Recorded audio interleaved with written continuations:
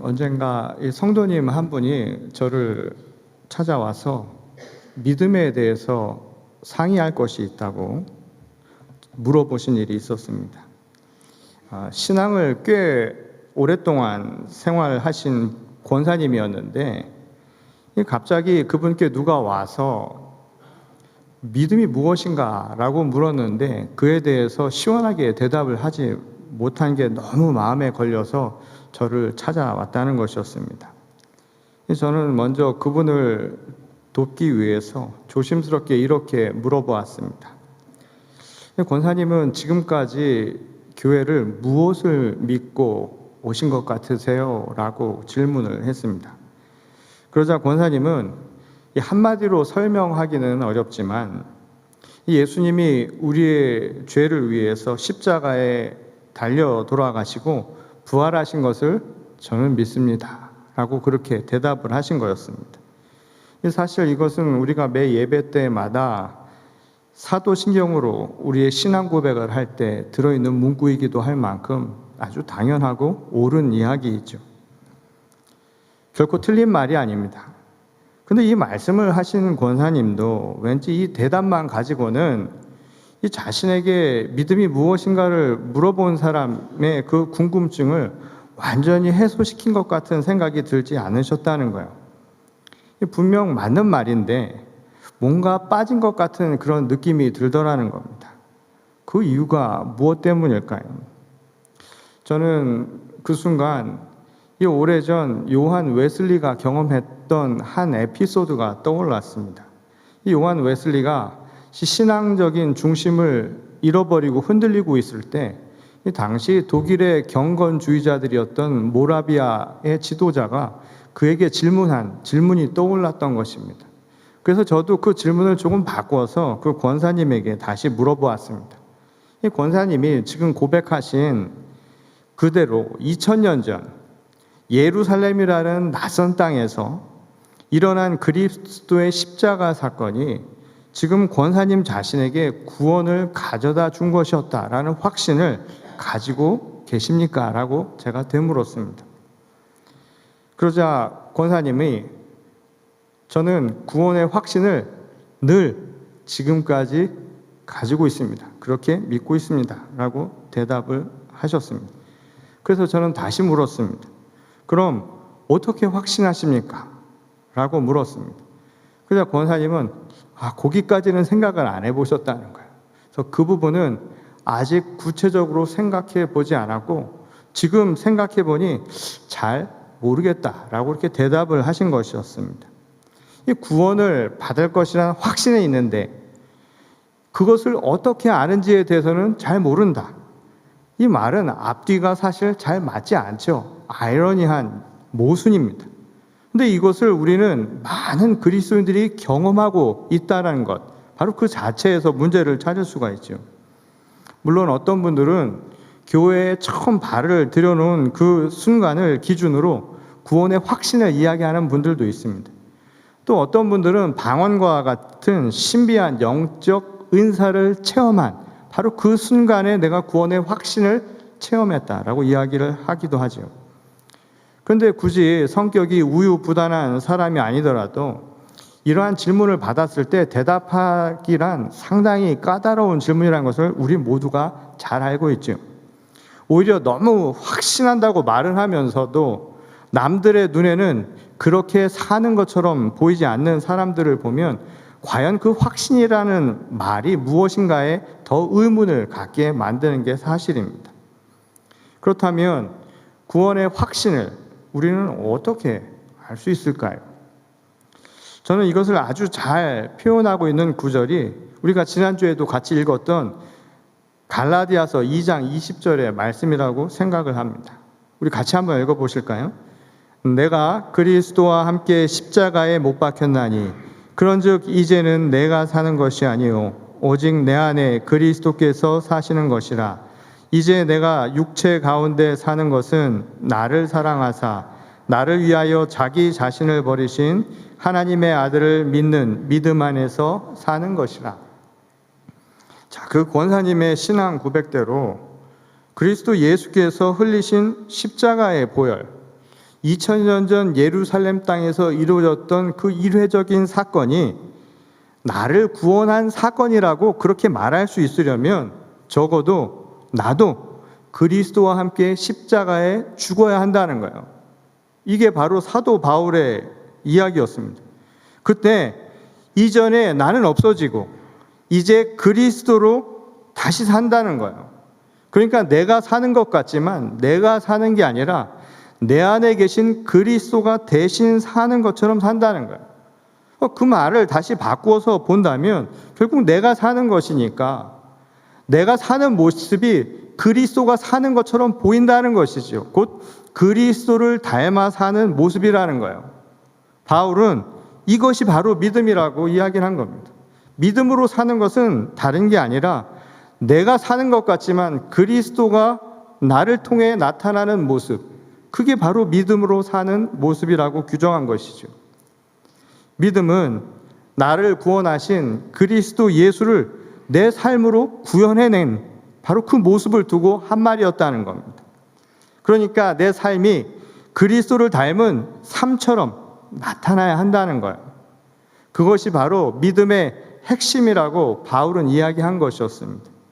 그런 의미에서 구원의 확신도 내 삶에서 그리스도가 드러날 때, 나를 보면서 그리스도가 발견이 될 때, 그때 말할 수 있는 게 구원의 확신이라고 할 수 있다는 거예요. 물론 그것은 우리가 교회의 신앙 활동들, 예배에 참석하거나 또는 섬김과 봉사를 하는 것을 통해서도 나타날 수 있겠죠. 아니면 방언과 같이 성령의 은사를 받은 그 순간에도 우리는 발견할 수 있을 겁니다. 근데 중요한 것은 결국 어떠한 모습이든 내 삶의 주인이신 그리스도가 내 삶을 통해 나타나야 한다는 거예요. 그 사실이 바로 가장 중요한 포인트가 되는 것입니다. 구원의 확신을 이야기하려면 적어도 이것을 우리는 발견할 수 있어야 한다는 거예요. 반대로 그리스도를 닮은 삶을 살아가지 못한다면 그 어떠한 신앙 고백조차도 그것은 주문을 외는 것이나 다름이 없을 뿐이라는 겁니다. 그 이상의 의미를 찾기 어렵다는 거예요. 믿음은 고백하는 바로 그 말에 있는 것이 아니라 그 고백한 말을 살아가는 그 삶에서 찾을 수 있기 때문이라는 겁니다. 이 몇 해 전 이 연합감리교회 이 한인총회라는 게 있습니다.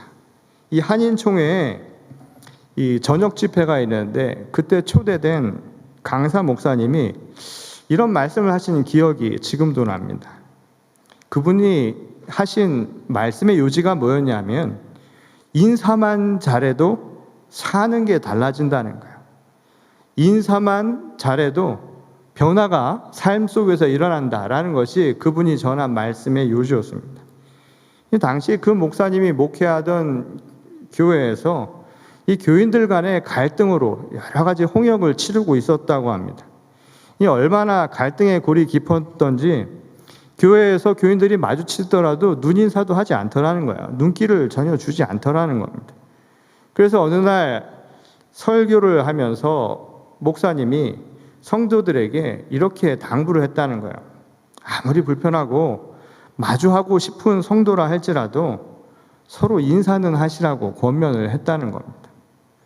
그랬더니 예배가 끝나고 당장 몇 명의 성도들이 찾아와서 그 목사님 모르는 소리 하지 말라고 그렇게 하소연을 하더라는 겁니다. 어떻게 꼴보기 싫은 사람을 보며 인사를 할 수 있겠느냐고. 말이 쉽지 없는 마음을 그렇게 하는 것은 쉬운 일이 아니라고 이야기를 하더라는 거예요. 그래서 목사님이 그분에게 이렇게 대답을 했다고 합니다. 저도 다 압니다. 그런 거 다 알지만 마음속에 감정이 주체가 안 돼서 그러는 것 다 압니다. 근데 여러분 그거 아세요? 예수님이 용서가 안 되는 바로 그 사람을 위해서, 그리고 용서하지 못하는 바로 당신을 위해서 십자가에 달려 돌아가셨습니다. 그러니 예수를 믿는다라고 하는 것은 여러분도 예수님처럼 십자가에 함께 죽었다 생각하고 내가 아니라 예수님이 하실 것처럼 그렇게 따라하며 살라는 거예요. 그래서 여러분을 화나게 하던 사람을 만나면 그냥 예수님 생각하고 예수님 만난 것처럼 그냥 인사하십시오 라고 그렇게 권면을 했다는 거예요. 그 말을 듣고 그 다음 주부터 성도들이 마지못해 인사를 하기 시작한 것이죠. 그러니까 얼마 지나지 않아서 그분의 설교 제목처럼 점차 교회 변화가 일어나기 시작하더라는 겁니다. 이전에는 눈도 마주치기 싫었던 사람들에게 애써 웃으며 서로 인사를 나누다 보니까 이제 상대방이 분노의 대상, 감정의 표출이 아니라 인사를 받아야 할 존중의 대상으로 바뀌기 시작했다는 거예요. 무엇보다 예수님이 나와 저 사람을 위해 십자가를 대신 지신 것이라고 생각을 하니까 이 자신 안에 차올라왔던 감정이 누그러지기 시작을 한 겁니다. 그리고 나처럼 그리스도로부터 용서받은 상대방을 이전과 다른 시선으로 보게 되더라는 거예요. 내게도 다 그럴 만한 이유가 있죠. 세상에 이유가 없는 게 없잖아요. 다 억울할 수 있는 얘기입니다. 내게 그렇게 억울한 일이 있었던 것처럼 상대방에도 그럴 만한 이유가 있겠지라고 하는 이해심이 그때부터 생겨나기 시작했다는 거예요. 그러니까 신앙생활에서도 변화가 일어났던 것입니다. 이 교회만 오면 비본질적인 것들, 이 교우 관계나 다른 것들 때문에 눈길을 주느라 정작 그리스도에 집중하지 못했던 마음에서 벗어난 것이죠. 그래서 오직 예수님만 바라보기 시작하니까 마음의 변화가 생기고 마음의 평안이 일어나기 시작을 한 거예요. 주일에 마음의 평안이 생기니까 엿새 동안도 마음이 기쁨이 생기기 시작하더라는 거예요. 일상에 안정이 다시 돌아오기 시작을 했다는 겁니다. 정말 그 목사님의 말씀대로 인사만 잘해도 이렇게 사는 게 변화된다는 거예요. 이처럼 예수를 믿는다라고 하는 것은 추상적인 언어로 규정할 수 있는 그런 성질의 것이 결코 아니라는 것입니다. 2000년 전 그리스도의 십자가 구원이 오늘 나의 삶으로 나타날 때, 오늘 나의 삶을 통해서 완성이 될 때 믿음도 생명력 있는 믿음이라고 이야기할 수 있다는 거예요. 그게 진짜 믿음이라는 겁니다. 저의 지도교수이기도 하고 아시아의 대표적 신학자인 C.S. 송이라고 하는 분이 이와 같은 믿음을 이렇게 표현을 했습니다. 작은 예수로 사는 삶이라고 그는 비유를 했습니다. 내 삶이 예수를 닮아서, 그 예수를 닮은 것은 다른 것이 아니라 내가 사는 게 아니고 그리스도가 나를 통해 사시는 것. 그래서 마치 사람들이 작은 예수를 보듯이 살아가는 것이라는 뜻이었습니다. 그때 구원의 확신도 가능해진다는 거예요. 우리 모두가 살아있는 작은 예수로 살 수 있다면 그때 우리가 발견할 수 있는 게 하나님의 나라라는 것입니다. 하나님의 나라가 멀리 있는 게 아니라는 것을 그때 확인할 수 있다는 거예요. 그렇다면 우리가 작은 예수로 살아갈 때 우리가 얻을 수 있는 그 구원의 확신이라고 하는 것, 그것은 어떻게 우리가 찾을 수 있고 또 어떠한 모습이라 할 수 있을까요? 이 고대 유대 사회에서는 구원을 매우 현실적인 관점으로 이해하는 경향이 아주 강했습니다. 그것은 지금도 크게 다르지 않죠. 우리는 아주 현실적인 관점으로 구원을 이해하려는 경향들이 여전히 남아있다는 거예요. 그래서 질병의 치유라든가 건강 또는 죽음의 상태에서 다시 살아나는 육신의 소생이죠. 부활이 아니라, 또는 당시 이스라엘 민족에게 있어서는 오랜 세월 식민지를 경험하면서 민족의 해방이라고 하는 관점에서 구원을 생각을 했다는 거예요. 그래서 오늘 우리가 읽은 복음서의 내용도 이 한 청각 장애인의 치유에 대한 이야기인데 그런 관점에서 구원을 이해하고 해석하려는 경향이 아주 강하다는 겁니다. 실제로 오늘 본문의 내용에 따르면 예수께서 직접 자신의 손가락을 그의 귀에다가 갖다 대고 침을 뱉어서 그의 혀를 만져주고 나서는 하늘을 우러러 에바다 하고 탄식을 했다라고 기록하고 있죠. 이 에바다라고 하는 이 말은 아람어로 열려라 라는 뜻입니다. 그러자 병자가 귀가 열려서 들을 수 있게 되고 혀가 풀려서 말을 할 수 있게 되었다라고 하는 것이 오늘 이 말씀의 요지예요. 어떤 주석을 보게 되면 귀에 넣은 그 예수님의 손가락이 바로 성령의 손가락이었다, 그렇게 해석을 하고 있습니다.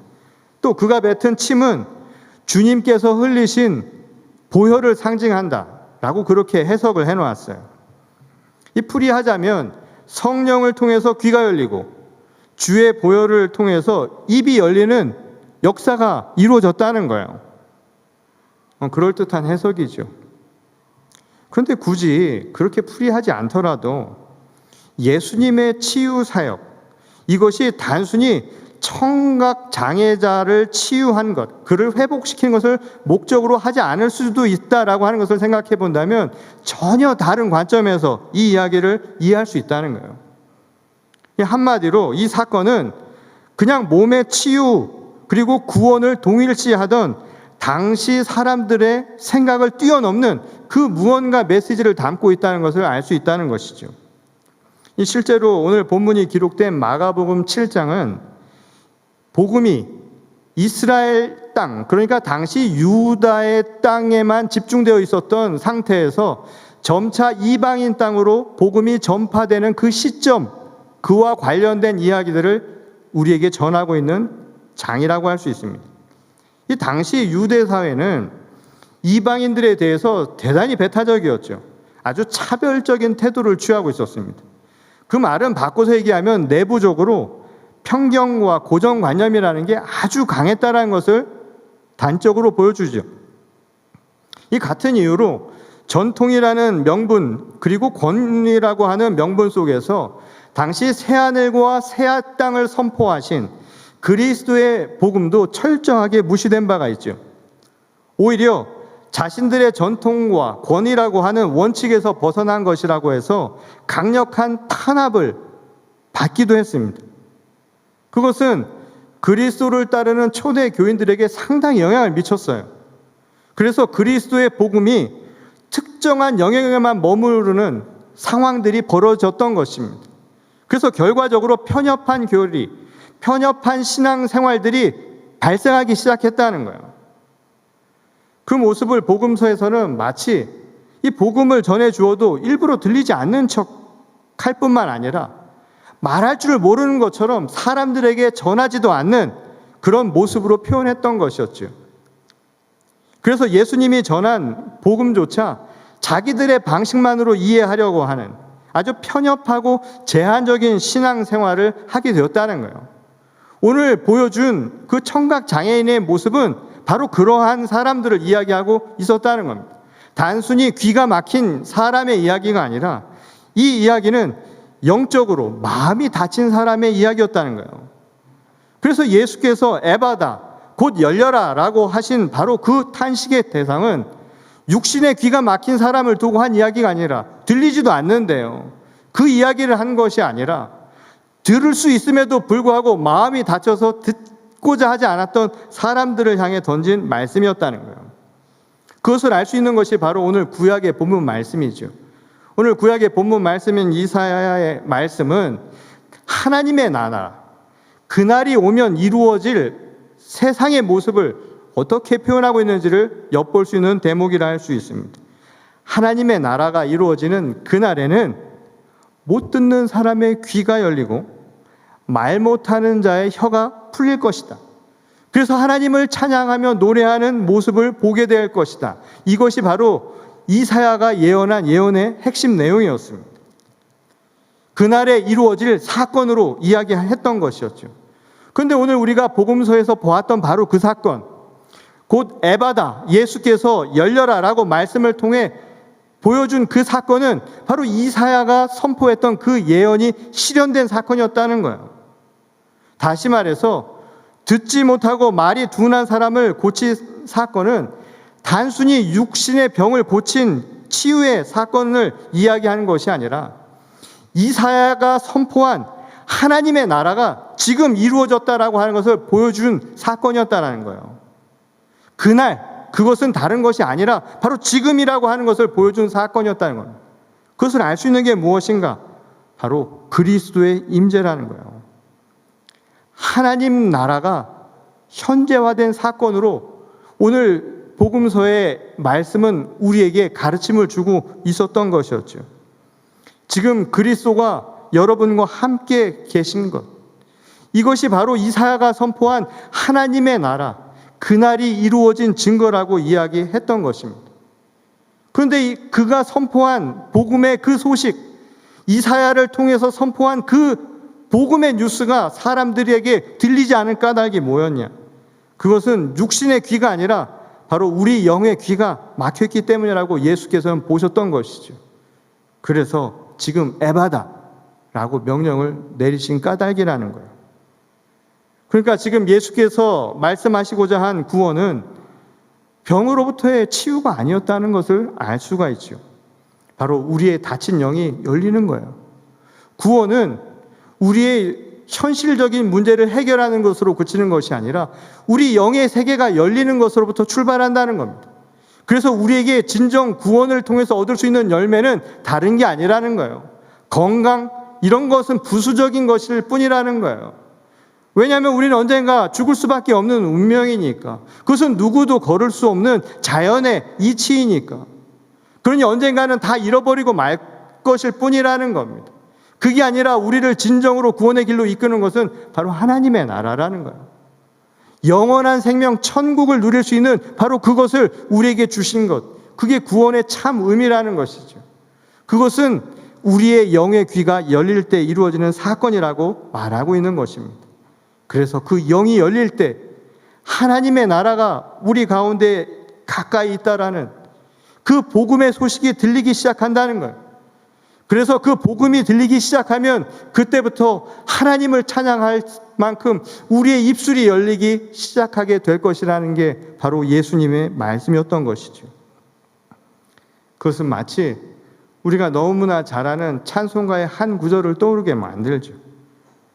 예수로 나의 구주 삼고 성령과 피로써 우리가 거듭나는 모습, 바로 그것이 그날에 이루어지는 모습이라는 거예요.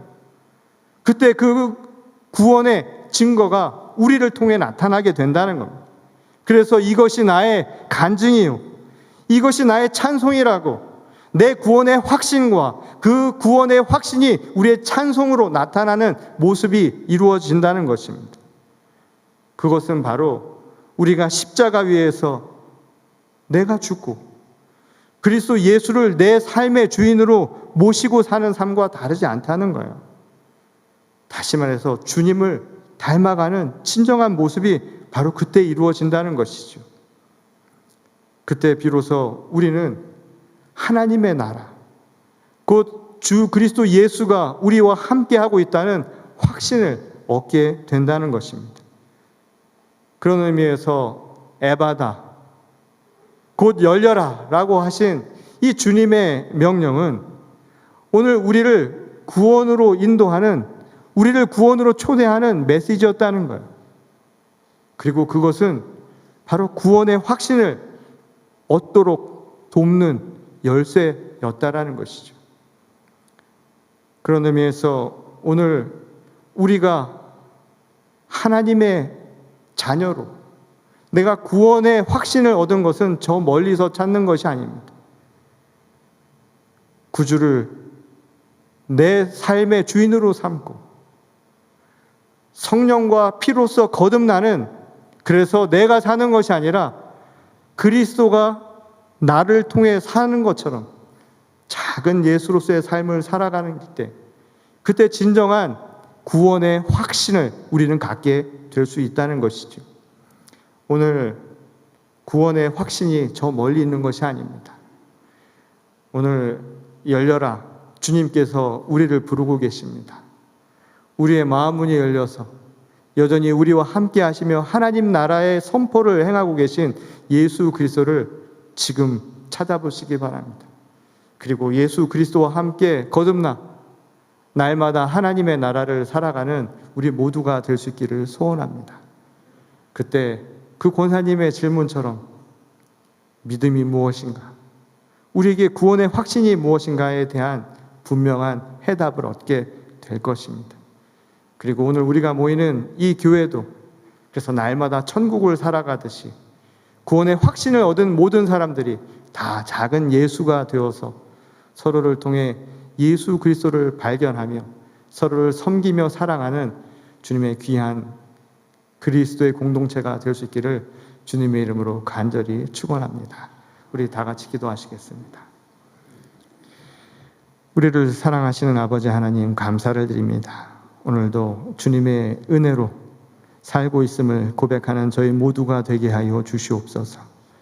우리의 입술로 구원의 확신을 삶을 통해 나타낼 수 있도록, 그것은 다른 것이 아니라 예수 닮은 삶이라는 그 모습임을 저희들이 잊지 않도록 도와주시기를 원합니다. 오늘 이 시간 예수를 나의 구주로 삼고 세상을 향해 나가는 주의 거룩한 성도들과 또한 작은 예수가 되어서 서로에게 예수 그리스도를 발견할 수 있는 주님의 귀한 공동체 삼아주시기를 간절히 청하오며 살아계신 우리 주 예수 그리스도의 이름으로 간절히 기도드렸습니다.